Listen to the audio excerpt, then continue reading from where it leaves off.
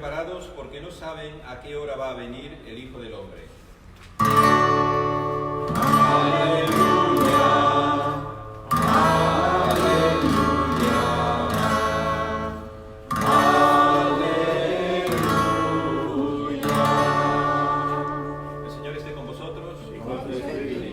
Santo Evangelio según San Lucas. Gloria a ti, Señor Jesús. En aquel tiempo dijo Jesús a sus discípulos: estén listos con la túnica puesta y las lámparas encendidas. Sean semejantes a los criados que están esperando a su Señor, que su Señor regrese de la boda, para abrirle en cuanto llegue y toque. Dichosos aquellos a quienes su Señor al llegar encuentra en vela. Yo les aseguro que se recogerá la túnica, los hará sentar a la mesa y él mismo los servirá.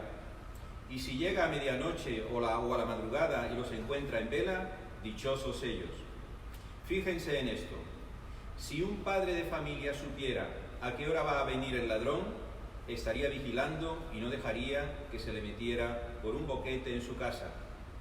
Pues también ustedes estén preparados, porque a la hora en que menos lo piensen, vendrá el Hijo del Hombre. Palabra del Señor. ¿Podéis sentaros? Habéis visto que nos hemos saltado algunas partes de las lecturas porque están entre corchetes y quizás la parte más importante es la que no está con los corchetes, la que está más libre. ¿Qué significa las lecturas de hoy? Bueno, en la primera vemos el libro de la sabiduría, en la segunda vemos San Pablo haciendo un recuento prácticamente de la historia del pueblo de Israel desde el principio, desde Abraham. Y en el Evangelio de Lucas nos ofrece aquí una serie de elementos que también están en el Sermón de la Montaña, en Mateo, y un conjunto de parábolas: los criados que esperan a su amo que vuelva de unas bodas, el amo que vigila su casa por si llega el ladrón, el administrador fiel, que esta parte estaba en los corchetes, el que se le ha confiado repartir el trigo, sobre la vigilancia y la fidelidad al Señor. La exhortación primera, que incluye con el dicho: ¿dónde está el tesoro? Allí está vuestro corazón. Y ahí en Lucas es un evangelista que cuida más que ningún otro este aspecto tan determinante de la vida social y económica.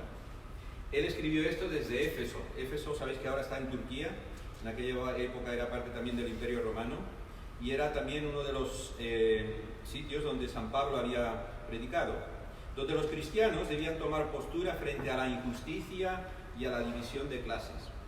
Y en el principio ellos mandaban las cartas a los hebreos, a todas las demás ciudades donde hizo, en Éfeso, en Corinto, en Tesalónica, en todos esos sitios de Grecia. Pero lo importante que es, ¿cómo vemos nosotros en el día de hoy todo el mensaje que se nos da? Se está hablando ya, el obispo de Roma, Francisco, nos invita a la Iglesia, a nosotros, al pueblo de Dios, a practicar el reconocimiento de los dones recibidos para saber que somos personas, sujetos creados a su imagen y semejanza, llamados a discernir. Discernir es una palabra que significa averiguar, interesarse en saber más y sobre todo para aclararnos las ideas. Hay un proyecto de un congreso que se va a celebrar principalmente con estos tres puntos: la sinodalidad, el sínodo, el discernimiento y la espiritualidad. La sinodalidad es un elemento constitutivo de la Iglesia. La Iglesia somos todos, ¿ok? Aquí participamos todos, porque forma parte de su misma naturaleza. Significa caminar juntos, propone fortalecer las relaciones, exige contar con comunidades misioneras abiertas al territorio, invita a la conversión y lleva a la misión. La puesta en acción de una iglesia sinodal es el presupuesto indispensable para un nuevo impulso misionero que involucre a todo el pueblo de Dios. Y esto ya está dando guerra, porque en el momento Alemania ha sido la pionera en el tema, y en Alemania parece que los alemanes, que son así muy estrictos, están cansados ya de escuchar todas esas noticias sobre los abusos sexuales de los sacerdotes, sobre todos los abusos que se han cometido. Y cuando estaba preparando el sermón me acordé del tema de Lutero. Lutero siempre, pues sabéis que era un monje que fue a Roma y quedó escandalizado cuando vio los desmanes de la curia en Roma, y sobre todo que el Papa pues estaba muy callado, y fue donde hizo ahí la proclamación de los puntos en la iglesia esa alemana. Y como la iglesia no hizo caso, entonces vino la separación. Es curioso, le he mandado este artículo a mucha gente, está en inglés, viene de una revista que se llama America Magazine, que es de los jesuitas, y es curioso que sean los propios jesuitas los que están hablando de todo este tema, ¿no? Y esto es un artículo que salió en Alemania. Pero lo importante que es el hartazgo que hay ya dentro de la iglesia de que no se haga nada. Francisco lo tienen acorralado.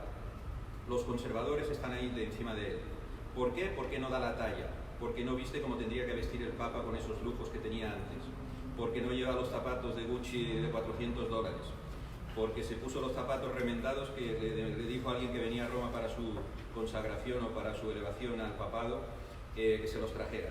Entonces, toda una serie de cosas que nos dan la idea de la humildad del Papa. Pero entonces, ¿por qué todos los demás están tan en contra de él? Porque dice que nada es verdad ni es mentira, y todo es del color con el cristal con que se mira.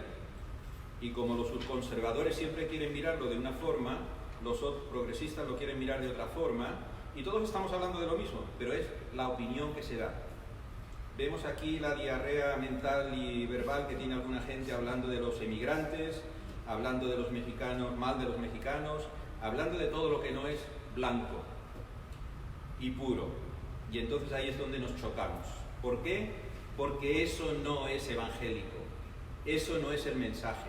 El mensaje es inclusivo, no había distinciones, y entonces eso se está perdiendo por esos mandatarios. Por ejemplo, Maduro también en Venezuela está haciendo las mismas burradas, y entonces en otros países se han hecho, como lo hacía también Correa en Ecuador, y como lo hace ahora también Ortega en Nicaragua, y como los Castros llevan ahí ya 60 años, más de 60 años en Cuba. Entonces uno dice, pero señor mío, ¿por qué no nos echas una mano, hombre? Y ahí vendría lo de la primera lectura, que tenemos que estar pidiendo continuamente. Pero entonces, ¿qué hacemos con todo esto? En Alemania el movimiento está hablando del celibato, lo están cuestionando. Están hablando del sacerdocio de la mujer. Están hablando de todas las cosas que se están haciendo y que no llegan al fondo. Y entonces ahí es donde me llamó tantísimo la atención, porque el artículo es bastante largo, pero ellos usan dice que la posibilidad exacta de que algunos católicos en Alemania, estoy traduciendo, tienen miedo de oír sobre el celibato, la ordenación de mujeres para el sacerdocio, y después dice, la Iglesia debe seguir a Jesús, not esto es alguna palabra alemana, Zeitgeist, el espíritu de la época. Dice que debe de seguir a Jesús, pero no el espíritu de la época. El espíritu de la época quiere decir que hablemos en las palabras del siglo XXI. Y ahí es donde está el problema, porque el cardenal Rainer Maria Welki es el que está diciendo estas palabras después de recibir la carta del Papa. Y entonces uno se da cuenta de toda la oposición que hay para que realmente se arreglen las cosas. Y los que estamos en la Iglesia, estemos donde estemos, como miembros laicos, o como sacerdotes, o como obispos, entonces eso no lo podemos permitir. Y ahí es donde tenemos que incidir en que hay que hacer fuerza para que realmente se cambien las cosas. Llevamos 20 años de que han habido una cantidad de cambios en el mundo, en la medicina, en la admisión del tema de los homosexuales, todas estas cosas que tú dices, ya era hora, porque la gente nace así y la gente crece así, y entonces porque crecen de esa manera y son de esa manera, entonces siempre los hemos condenado, la Iglesia la primera. ¿Dónde estaba la doctrina del amor? ¿Dónde está todo esto que siempre estamos leyendo que dice, esto me suena muy bonito, pero en la realidad no se está practicando? Y ahí es donde nosotros nos tenemos que agarrar, que sea donde sea que estéis, sea donde seáis que vayáis a la misa, intentar hacer, servir y decir las contradicciones en las que siempre estamos cayendo. Porque si no, seguimos como siempre. Que todo cambie para que no cambie nada, como decía alguien. Y entonces ahí es donde está el problema. El sínodo que están haciendo los alemanes se llama Why Germany's Synodal Journey Changed the Catholic World. ¿Por qué la Iglesia Sinodal alemana cambiará o quiere cambiar el mundo? En la época de Jesús, Jesús era el cambiador. Él era el que criticaba las cosas que se estaban haciendo en contra de lo que se actuaba. Y entonces los fariseos continuamente vieron que esto es un peligro para nosotros, porque este tío va a acabar con nosotros. Y entonces, ¿qué sucede? Que él se revela, él era revolucionario, y entonces todos los ejemplos que nos da es de que en vez de hablar tanto hay que hacer más. Y ahí es donde yo diría que está el mensaje de hoy. Hagamos más, escuchemos más, hagamos el discernimiento, hagamos la espiritualidad. Dice que el Espíritu Santo nos precede en el corazón de las personas y en los acontecimientos de la historia. Somos conscientes de que el Señor en su palabra alimenta y orienta nuestras decisiones. Al calificar de espiritual este proceso, estamos invitando a proponer una experiencia de esperanza, consuelo que se deriva del encuentro personal con el Señor. Acordaros, es una relación personal. Los sacerdotes, los obispos, los cardenales, el obispo de Roma, el Papa, somos representantes, pero tenemos que ser parte de ese pueblo, que somos ahí también representados. Y entonces, donde tenga su lugar, a escuchar la apertura de la mente y del corazón. El escuchar es lo difícil. Muchas veces estamos allí, ajá, sí, cariño, como quieras tú, pero entonces no estamos prestando mucha atención porque ya nos suena un poco como musiquilla, ¿no? Y eso es lo que hay que evitar, es escuchar, quiere decir poner ahí bien las orejas y sobre todo analizar todo lo que se está diciendo. A las parejas, cuando las preparo para el matrimonio, siempre les digo que el tema de la comunicación es una proporción del 2 a 1. Si tenemos 2 agujeros para escuchar, solo tenemos uno para hablar, entonces 67% es escuchar y 33%, poniéndolo matemáticamente, es el hablar. Y mientras más escuchamos, menos necesidad tenemos de hablar. Porque a veces cuando empieza la cosa, y así como todos somos aquí los latinos muy inquietos, otra vez la misma vaina, pero siempre estás diciendo lo mismo. ¿Me quieres escuchar un momento que hay algo diferente?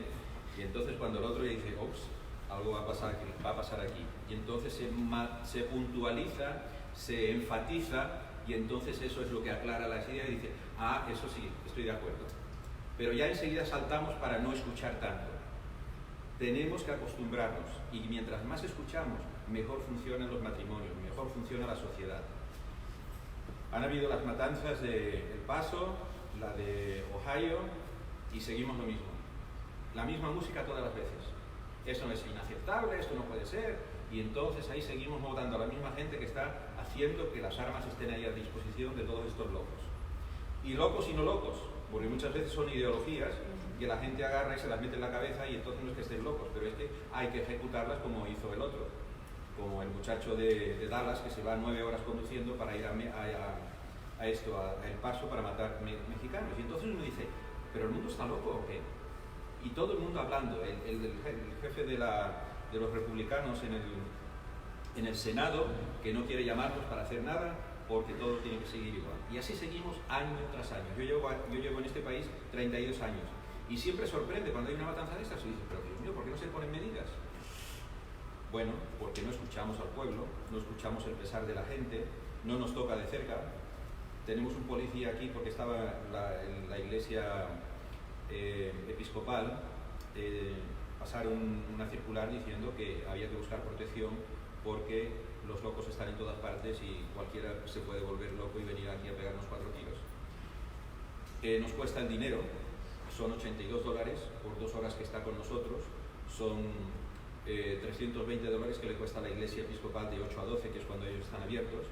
Y entonces cuando me lo propusieron yo dije, claro, si vosotros lo tenéis, yo también quiero el carro allí con las luces encendidas para que por lo menos sepan que estamos con protección. Pero todo eso son las cosas que están pasando, pero solo queda en nuestra comunidad, solo queda en las mezquitas, solo queda cuando voy a San Judas, paso por San Judas, allí está el carro de la policía también.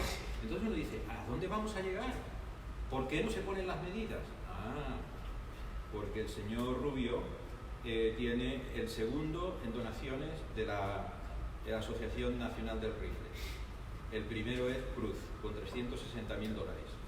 Y el otro, el de que tenemos aquí, nuestro senador, ese son 180.000, o sea, la mitad. Y debajo de esos dos, que son los que están por encima de los 100.000, ya empiezan todos como 70, 75, 60, y los pobrecitos últimos son los que tienen los 10.000. Pero todo el partido ese está untado por ese dinero. Y mientras no se cambie eso, no va a pasar nada más. Y esto es parte de lo que también tenemos en la Iglesia, también lo tenemos en la sociedad. Pero ser conscientes, hacer el discernimiento, buscar la espiritualidad, el Espíritu de Dios en nosotros y sobre todo que nos ayude a salir de todos estos problemas que tenemos en nuestra vida. Amén. Amén. Vamos a hacer la